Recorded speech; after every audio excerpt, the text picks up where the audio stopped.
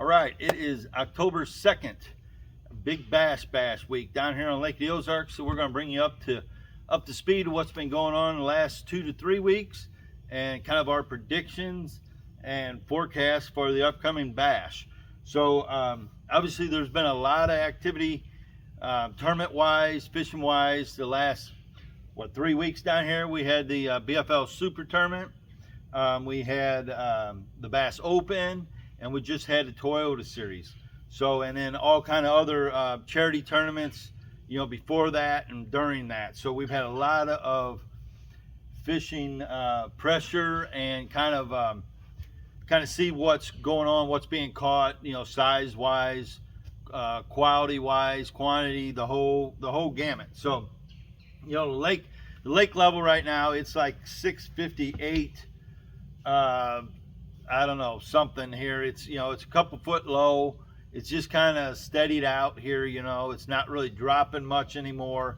There's very little current, you know, so that really not really playing a part right now as much as just we're getting into fall, you know. I say that it's been 90 degrees these last few days, but the days are getting shorter.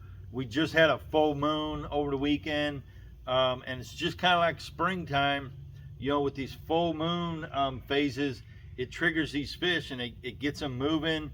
It gets them thinking about fall, winter coming, and they need to start feeding up. So that's kind of where we're at. We're going to have some cool down, I think, starting maybe tomorrow, and the next day a little bit of rain, and a pretty drastic cool down from where we're at now to, I'm going to say, this weekend. So I expect and look for a lot of fish to move, and when I say move, a lot of fish are just kind of hanging out, suspended around brush piles, over deep brush piles, out off of ledges, following these channels around, you know, a little bit of everything. There's a lot of fish doing that, but there's definitely a lot of fish that are extremely shallow.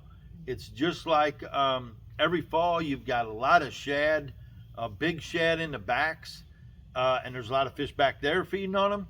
But then if you get out over the channel, the old river channel, main lake stuff, there's a lot of big balls of big shad out there still. So you've got two different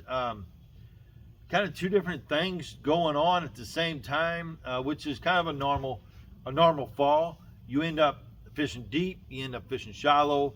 A lot of different patterns, a lot of different things work, you know. Saying that, a lot of different things work for fish, for keeper fish, you know, say 15 to 3.5 pounds, which you know, last few weeks you catch 5 3-pounders. That's a good day in a tournament. It's not going to do you much good in the bash. So we're really going to kind of focus on that for this report. So I'm going to say to get a check in the bass, it's going to take upper threes. We'll say 4 pounds. There'll be a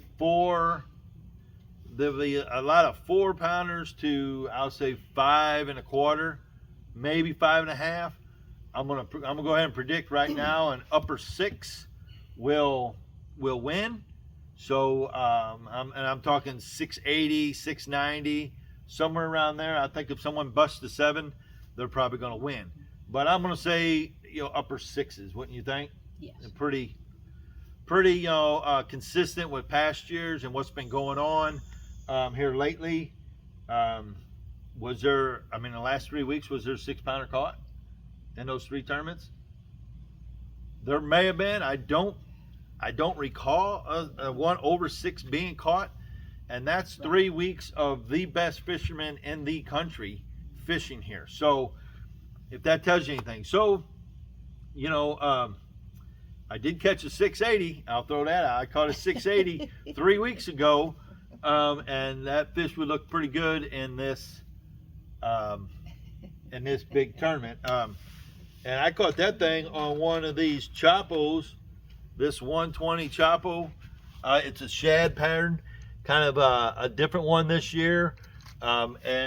And that big fish missed it the first time and come back and caught it the second time. That fish was a main lake oriented kind of where you would expect to catch a big fish this time of year. They kind of follow these channels, these deep hideaways, and they'll move up as the shad work these channels, and out deep, the shad move up to the bank. When we get a good cool down, that water temperature cools down, the big shad start working them banks, and the big bass just come up and follow them. It's just a simple, food chain deal here. So visibly kind of looking, visibly looking at the bank. Your bigger kind of chunk rock, and like you said, the channel swings. Visibly look for, what the shad are up there for. They're up there eating that moss, that real dark green mossy stuff you can see on bigger rocks, bigger boulders, on some of these shallow, on the floats of docks. It'll grow. It grows on cables. It grows on ledge rocks. Pretty much everywhere. But you can kind of go down the bank or move in close to the bank. Just kind of look up there and see if you see some of them big gizzard shad up there working. And that's where you want to be to catch these bigger fish for the bass. The baits, as far as the bass, as far as prediction, it's just I'm gonna say big fish bait. It's just that simple. You're not looking for numbers, we know that. You're looking for big ones. So that means throwing a bait, being disciplined with a bait, and having confidence in a bait that's going to catch you a fish over 4.5, over 5.5 pounds to get you a check, and maybe one over 6, upper 6, to maybe win this thing. So, our prediction or our recommendations, Denise has a few here. I'm going to let her show a couple things, and these are all baits that the last 3-4 weeks that we've been throwing to try to catch these big giant fish.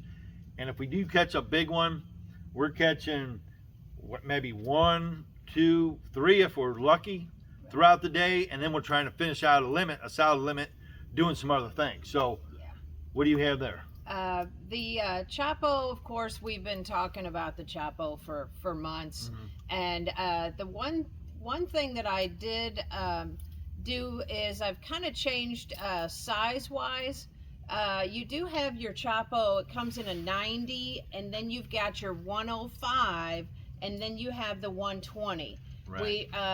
You kind of have some ability to kind of change over to this 105 also. It's got the big hooks that you need. I think if you it's got the same hooks as the 120. So this is the Maverick color. I often throw this color. So I wouldn't be afraid of throwing this pretty much all day as a topwater bait. I think you and you've heard us talking about the morning bite obviously is your most productive, but there is definitely a midday and some days all day bite on topwater. If you're looking for just a big fish and you're only looking for 1 bite, 2 bites, I'd throw that thing all day and have plenty confidence that I'm gonna catch a fish to at least cast me a check. I know she throws it on 20-pound fluorocarbon.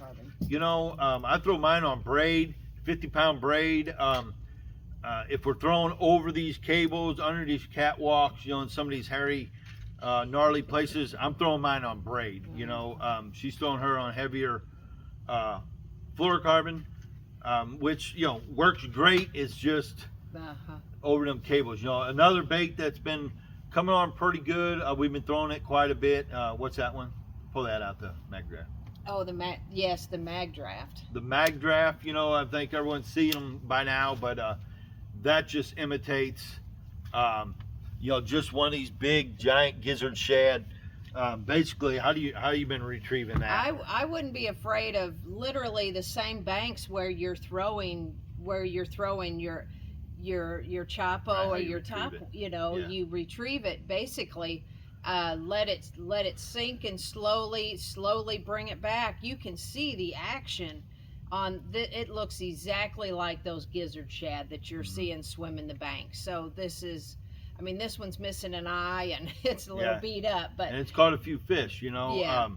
And if you see those big gizzards up on the shad, obviously, you know, I really like to throw right at those little wads of gizzard shad. You might have 20 of them, and if you hit them and them scatter out, and then you pull one of these mag drafts or you know, a top water or something away, and them fish are out there, that's you can expect a bite, you know. This bait itself too does have a nice magnet in here that holds your hook, and then you just you tuck your hook in there and have a really nice presentation, and you can skip it. You can, you know, if you're around docks, you can skip it under those cables, but then you can also throw it on an open Right, on open bank. I mean, obviously, some of these bigger fish, especially as they get pressured, if it's sunny out, you're going to need to get back up on these cables, on these catwalks, where these big fish like to hide. You know, she said skipping, you know, and that's huge in the fall, skipping on these catwalks and cables. So usually I'm going to reach for the Crocagator X Bite. This is the bait we come up with a few years ago that holds the X Toad on the back of it. Extremely good. It's got a dual keeper, so you push that bait on. And one thing I will point out, when you're rigging these with the toads, whether it be the X Toad or the horny toad or a twin tail grub, whatever it is, when you push that bait on there, right before you go over them keepers, turn that bait 90 degrees. So turn it up ways and push it straight in, and then bring it back, and then squeeze down on them keepers. If you shove this bait, these keepers are so good and so you know, raised, that if you push it straight on, you're going to tear and damage that plastic before you even get it on the bait and start fishing it. So it's extremely critical to turn your plastic, whatever plastic it is, turn it 90 degrees as you get on. Once you get it fed on the hook straight, turn it 90, then go into your keeper, bring it back the way it's supposed to be, and then push down, and then you've got a full bite, a good half-inch bite on the top and the bottom to hold them plastics on there. And the reason it's built like that is so you can skip these baits. You can skip these buzz baits with an X bite on the back with the trailer, and skip it under these catwalks, under these cables, and it'll skip way back in there, and then you can start retrieving it. And that's going to be key to probably getting one of these big fish to respond. You know, the buzzbait, this is the half-ounce model. I really like the half-ounce. They got a half and a 3/4. The difference is the blade, same weight head, but this is the one I'll reach for first when I'm running top water, just because it's going to travel pretty quick. If I get a bite or I catch a fish on it, I'm usually going to keep them hooked up. These big fish, you know, they know how to get off, they know how to jump, they know how to make it, you know, and that's why they're so big. So, you know, on a buzzbait, if you get one hooked on a buzzbait, you're gonna most likely get him in the boat. So I'm gonna throw the buzzbait first and see if I can get them to bite it. If they're biting this, I'm gonna run it all day. You know, if not, if I'm not getting bites on that, then I'm gonna start switching it up for top waters. You know, top water baits are just known for big fish bait. It's won the bass, I think, either last year or the year before, won the bass. But just several baits we've got laid out here that we'll kind of go over. This one by Evergreen. It's the SB 125 size. This thing makes all kind of racket. It splashes a lot of water, thrashes around. It's got good quality hooks on it. You can work it slow. You can let it sit still on top of the water. You can work it really fast, you know, and a lot of times that's what you got to do to trigger bites, especially on this weekend when you're going to have all this pressure and a lot of anglers out there maybe throwing the same bait, but not throwing it in the right manner or right speed or right cadence. You know, I mean, it makes a world of difference, especially with top water. Even just the buzzbait, some days you can burn it. I mean, you burn it on top. when they're really aggressive. Some days you want to just creep that thing along, hold your rod tip real high, and just creep it along, just barely keep it on the surface. When I'm doing that, the 3/4 ounce works a lot better. It's got a bigger blade, and it will bring it up to the surface more. The X-Bite helps bring it up. The flatness of the Crocodile buzzbait head will help it go slower. So, on the buzzbait, some days just creep that along, work it a little bit, pull it, give it some splash a little different. And sometimes that's when them fish will react. You may even see them following your baits underneath it, about 6 inches or a foot, great big fish, and they'll just swim along with your bait until you make a different action or movement. And that's what will get them to react sometime. What's this one here? This is made by Berkeley. It's the Cane Walker 125. That's also going to have your top water effect. You're going to be twitching it, and it'll be going back and forth. And it's real similar to the Evergreen. It's just Berkeley knockoff of it, but it's got some decent hooks on it. There was something else I was going to say about this. Oh, the rattles. The rattles are totally different in this. And, we're talking about slight, subtle differences that will get a bite. And we've really seen it the last 3 weeks. Just a rattle, a thumping rattle, or a lot of little rattles, a high-pitched rattle, can make a world of difference when you get these different pressure days, or if they've seen or heard several different baits. A different sounding bait can make a world of difference. Just like say the Chapo or the Whopper. When it first come out, the Whopper was the deal, and it's got a lot of little different rattles. The back prop is a softer plastic, so it bends. It kind of loses its shape, and it doesn't make such a higher plopping noise. And the Chapo seem to work a lot better the last couple years. It's kind of maybe losing its effect a little bit. They'll still definitely bite it, but the Whopper Plopper definitely has a different sound, bait that may draw up bites instead of just a Chapo. Those two baits, obviously, a spook has been known forever. This is just a one knock head and spook, either a bone, or this is Sexy Shad. Just known for a big fish bait. It'll draw them out. I like to throw these same banks, rocky banks, but I like to throw these and even any of these topwaters alongside deeper dock swim platforms in the shade. So throw it to the bank and work about halfway to that center of that big swim platform where they like to hide underneath there, and work it there and stop it and let it sit, and then work it again, or even work it fast down that. And a lot of fish will come out of them big, deeper docks because they're coming up. They'll suspend under them docks and hang out there until they move up to the bank and feed on some shad. But if it looks like a wounded shad coming by them, you'll pull them out of there and catch you a big fish. A lot of times you'll be working a bank, and I'm always you're always kind of looking ahead as to where maybe your next cast is going to be. A lot of times you might have some sun on the bank, and then all of a sudden you've got some shade underneath that catwalk, or right at that point where you've got sun and then you've got your shade. A lot of times that's where you're gonna get your bites. Another thing I want to point out is there might be a fish or two that has a Chapo in its mouth here at the lake, that if you catch him, it's probably my Chapo. So you're talking about flipping and skipping by the cables and everything, and getting up, getting as close to you as you can up to the bank. You're hitting those rocks. You're hitting. You need to. I highly recommend that you retie and that's a good point. Even the braid over these cables, you get them hung on them cables. You pull it over them cables, and each time you do that, it's wearing a spot. So even with the braid, retie.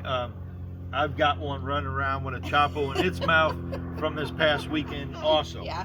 He's only about 16 inches, but still, Still. he's running around with little jewelry also. You know, other baits overlooked, kind of, not a lot of people talk about them, but this old Buzz Jet, it makes the racket. It's got BBs in it. It's got a prop on the back. It wakes. It just makes some commotion. And this is one you won't get a lot of bites, but if you do get a bite, it's usually a good one. It comes with good, solid, real good hooks. It's made by Depth. Depth. DEPS. DEPS. I wasn't sure if it had two E's or two P's, but it's only got one of each. So DEPS. Buzz Jet. That thing will produce some giant fish if you get them to bite it. The other bait, that's obviously everyone knows about and is throwing it, and it's known for big fish. It's been catching big fish. I'm really getting into it. I'm looking forward to like this coming weekend with the cold front, but the big glide baits. You know, this is the Spro KGB. This thing here, if it looks like, it'll fool you. If it comes through a school of gizzard shad, you can't tell the difference if it's this bait or if it's a gizzard shad. And the thing about these, you can work them, you know, you can just a steady retrieve and it just works itself way back. Start stop is usually most productive, and it just turns sideways and it'll glide a little bit, sink, and then it comes back. You can just work it and make it respond just several different ways with just starting, stopping your handle a little faster. I like to throw it up to the bank when it hits the bank. A lot of times I like to give it a couple, three real quick, and it just kind of darts away from the bank or glides off of the bank like a big gizzard would. And a lot of times that's where you get your bites. Same deal, big rocks, long side, big docks, the shady side of docks, and even jump over to the sunny side. If the swim platform is on the sunny side, run it down that. You know, some of these big docks have cables. These docks love to suspend on these cables. You know, you can usually, you know, you can see the fish on your live scope, on your Garmin live scope, shoot it up underneath these swim platforms or on these cables, even on the bluff ledges. You can see these fish up there swimming around with the live scope, and you can kind of almost target those fish, obviously, and catch you some big ones. So these are our top water our you know, what do you call it? Suggestions to try to get you a big one on top.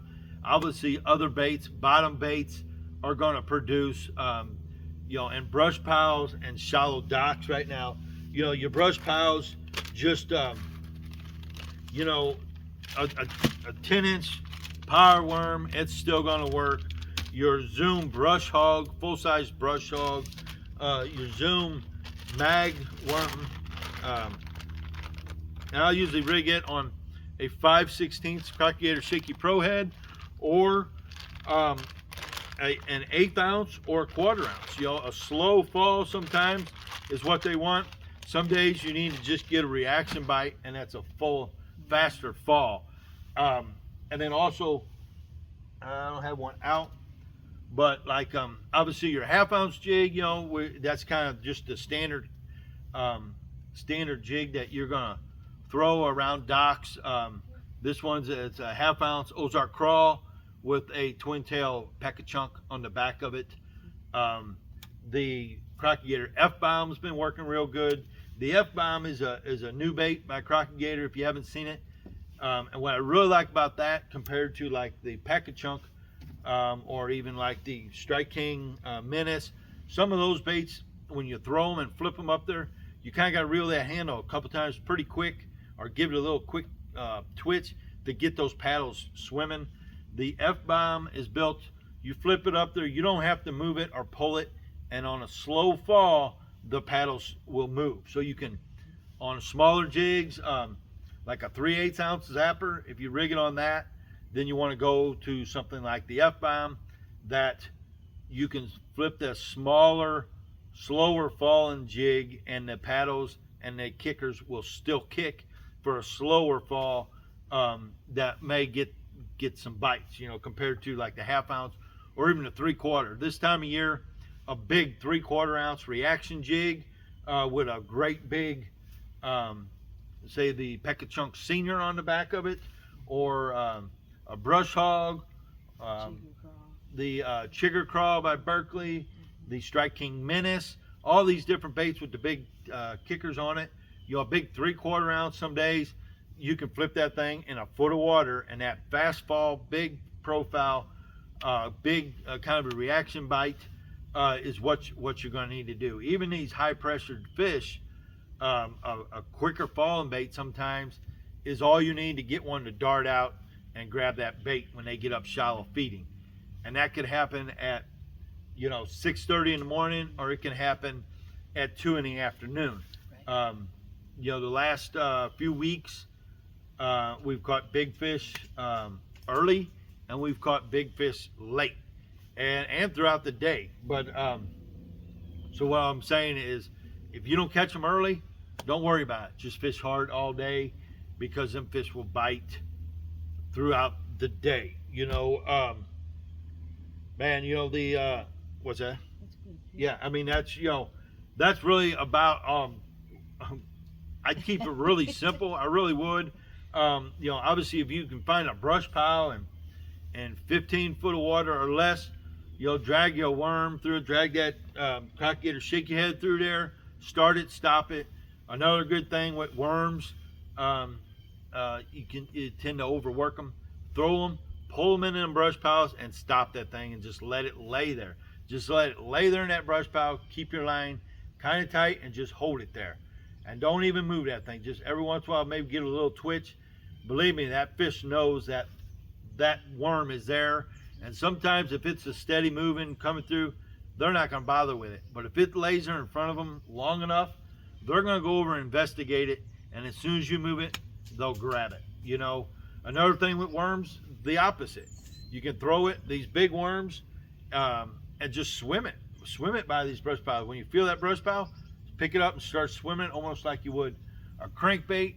It's going to get the same response as a crankbait, but like with a big 3/4 ounce jig or worm or something, you can let it hit them branches, drag it through them branches, bump them branches without getting hung up like your crankbait bite. So you can still pull them fish out of them deep brush piles. There's been a lot of fish caught a lot of different ways the past 3 weeks, Which is good. Which is great. It leaves it wide open. John and I, we fished and had that extremely big bag. That 680 was caught at, like I said, I think it was about the 10th cast of the morning. It was on the Chapo, and it was in about 3 foot of water off of Main Lake Point, kind of where you would expect them to be right now. I've hit that point about 20 times since then, and I haven't caught another fish there. But there's another one probably going to move up there fairly soon. The rest of the fish we've been catching, I'll be honest, the last 3 weeks, we've been running top water for the first 2 hours probably, and catching. You'll catch fish. You might get some big boils, big swirls, keeps you interested. Yeah. But then we've been basically going and flipping shallow somewhere, and I have flipped in the Gravois. I've fished down by the dam. I've fished up the river. Gotten into the Nianguas a little bit. I haven't been up the Glaze, but I've been just outside the Glaze. I think you've kind of done about the same. Prepping for these tournaments, we're looking for that new bite. When I say new bite, kind of where the fish haven't moved up or they haven't really been in very productive area, and we're waiting for it to turn on. Because as soon as it turns on, if you're like there, the first ones, then you have the advantage. I think fish have been caught everywhere in the last 3 weeks. It's just a matter of getting the right bait in front of them at the right time. Which is good for the bass. You put your boat in the water. You don't necessarily have to do a lot of moving around. No, that's a good point. I don't think I'd worry so much about being in a hot area or secret area, or just. I think I'd put on this. You're looking for one good big goofy bass that's doing something different. He may not be following the norm. He may be in 6 inches of water, or he might be in 18 foot of water. He might be on Main Lake Point, or he might be halfway back on a point, or just on a random bank. There is no telling where you might catch one of these giant Lake Ozarks bass, you know. So I think I'd probably find me an area, I'd put the boat in, and I'd start fishing, you know. I mean, obviously I think Glaze right now has got to be full.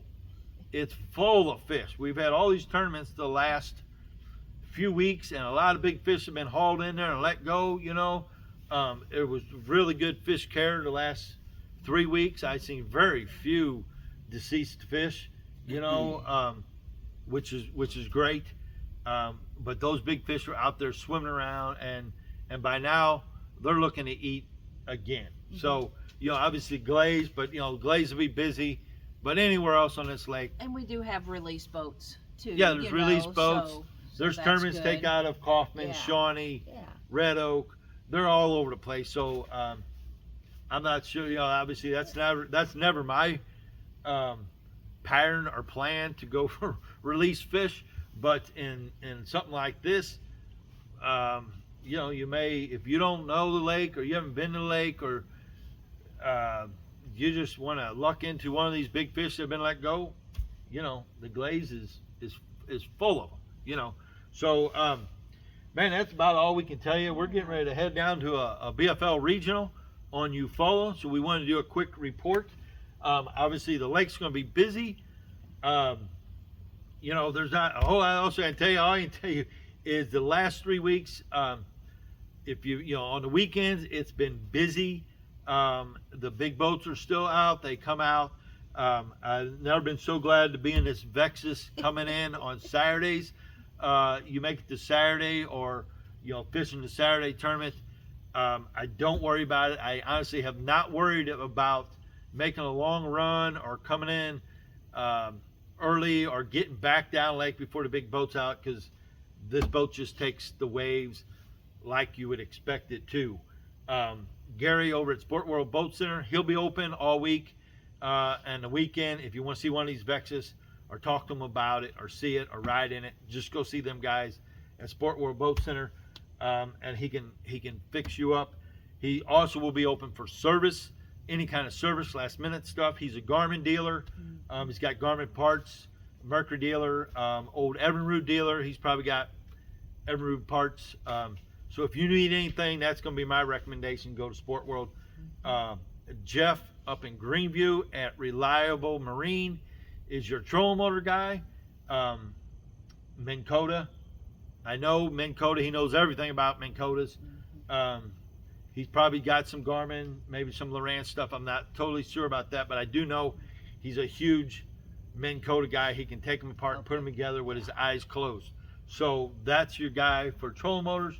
All your tackle stores. Yeah, all your tackle stores, obviously, they've been working real hard, filling up with all these baits we've talked about. They've got them all. They're all stocked up. You got the 3 Fitzes, Osage Beach and over by Lowe's, Osage Beach outside of PB2. You got the Camdenton store just west of the square, down there on the right. They're full of stuff, full of rods, Falcon rods. What else? What other kind of rods you got? Everything? You got Croix, St. Croix, St. Croix, Falcons. Falcons. All the Falcon. Yeah, what else? Yeah. Whatever, all the rods. They got all the good quality rods there. Whatever you need, you know. We've got Bryant's Osage Outdoors up here in Lori. He's been ready. Dion Hibden works in there. I mean, I go in there and talk to Dion about how to catch a big fish here, and he's going to tell you. And he's probably caught more big fish. I doubt Lawson's I don't know. They may. I'm sure they talk on what's going on. Yeah, I think Lawson is working at. I call it Edgar's. What Osage? What is it now? Ozark Bait and Tackle, right there at 0 and 5. Lawson Hibden's, I believe, is kind of working in there, helping out. So you go in and get some feedback there. And obviously, all the Fitzes, you know, you got all good, high experienced anglers in and out of theirs. The employees all know what they're talking about. So, you know, depending on where you're at, where you're staying, you got a good quality taco store Yeah. close to go visit. And they'll stay open, you know, a little bit later, you know, and Bryant's and the Fitz's and are areas where, or tackle stores where you can register for the bash. Yeah, I'm not sure Yeah. which ones. The Fitz's. All the Fitz's. I know Fitz's and All the PB2. Fitz's. You can And register. probably Bryant's, I would think. I think Bryant's. I'm pretty sure you might just call them. Just call the Yeah. place ahead. You know, I think Bryant's does have registration. But either way, you go in, talk to them guys. You know, the restaurants around here. Mm-hmm. If you're not catching fish, at least go visit some of these great restaurants. You know, we've got, you know, on Lori's side here, Red's Barbecue, excellent barbecue place. We've got Chances Are is, we've been going to Chances Are for 25 years since we've been down here. Their food is second to none. And I think the secret's probably out, but their steaks, I'm going to tell you right now, for Chances Are, I will put their steak with Bentley's, JB's, any of the high dollar. You're going to pay half the price, and the steak is just as good. Saying that, you've got Bentley's, JB, Baxter's, high end, nice, very good quality. Encore kind of sneaky little back in there by Marine Max there. Excellent restaurant, excellent service. We're really lucky down here. We've got a lot of great restaurants, a lot of really good service. You know, the Brandon Iron down here, down by the bridge, Hurricane Deck Bridge, across from, you go see Gary, go over, talk. It gets you a meal at Brandon Iron. Talk about it, think about the deal, then go back and talk to Gary, close that deal. And fuel up at CG's. Yeah, I was just going to say CG's. You know, we fuel up daily at CG's. Two boats, 2 trucks at CG's. Easy in, easy out, good quality gas. Never no issues with gas. You got to be careful sometimes where you buy gas. Highly recommend CG's. Great owners, great breakfast. You've got lunch foods. You've got sandwiches. They make deli sandwiches. I buy a lot of deli sandwiches at CG's before trips, before tournaments. I'll run in there, good fresh sandwiches, you know, ham, roast beef, tuna salad, whatever. They make them fresh over in a little refrigerator. Of course, they got plenty ice, supplies, whatever it is you want. CG's is right there just north of Hurricane Deck Bridge, right next to Gary at Sport World. Man, we got a pretty good little triangle there. We've got Sport World, we got CG's, and we got Brandon Iron, all within walking distance. So pretty good, you know. And of course, whatever else you want down here at the Ozarks, you know, we've got it. The Mexican restaurants, we always talk about, how you pronounce that? El Centerio. El Centerio in Greenview at 7 and 5. Excellent restaurant. Great fast service. Man, I don't know what else I can tell you guys. Just come down, have fun, Be safe. have the right attitude. You're gonna have boats everywhere. You're gonna see boats. You're gonna fish around boats. Just do your best not to cut people off. Hopefully they'll respect you. You know, most dock owners are great down here. The locals, just a lot of good people. You're gonna run into the one every once in a while. I did last week, and I'm very, very courteous, very respectful. I don't touch people's docks, their boats, nothing around their docks. But the water is ours to fish. It's everyone's to fish. Just because you get a permit and you put a dock on it, they don't own the water. So have at it and fish the bank, fish the docks, fish around the docks. Don't get on their docks. If there's someone on their dock, be respectful. You know, if they're fishing, don't fish the dock. If they are, ask them, you mind if I fish your dock or around your dock? You know, not sure what answer you'll get. Most of the time down here, they're going to say, absolutely, I want to see you catch one. There's a brush pile right there. That's 99% of the time. But you will have the new ones to the lake that, you know, whatever. We'll just leave that go. But wear your life jackets. Be very safe. This is not the tournament to go as fast as your boat goes. This is the tournament to pay attention to the other boats and the people around you, and to come down and be safe, and just have a fun time and cash some checks. You know, they give out so much money, so many different time slots every 2 hours. They have specials for 3-pound fish. There's all kind of different stuff. You know. Justin's 316. Yeah, Justin Swass with Missouri Land Group has a special. I'm sorry, I think it's $300 or $500. One or two. No, wait, it's $10,000. I won't do that to Justin, Yeah. but I think it's either $300 or $500 for the first. The 316. That weighs 3.16. So like John 316, that will pay a bonus there too. So there's a lot of different ways to make money, catch some fish, maybe at least pay for the trip. If you come down here, have fun, and pay for a trip with a couple, bass to cast checks, that's a success. You may catch the big one to catch the big money fish. So, that's really all we can tell you. Got a little cool down coming. I expect a whole wave of big fish that's been hanging out, suspended, haven't been caught, haven't seen lures, to move up. I'm going to say Thursday, and move up and start feeding just in time for this bass.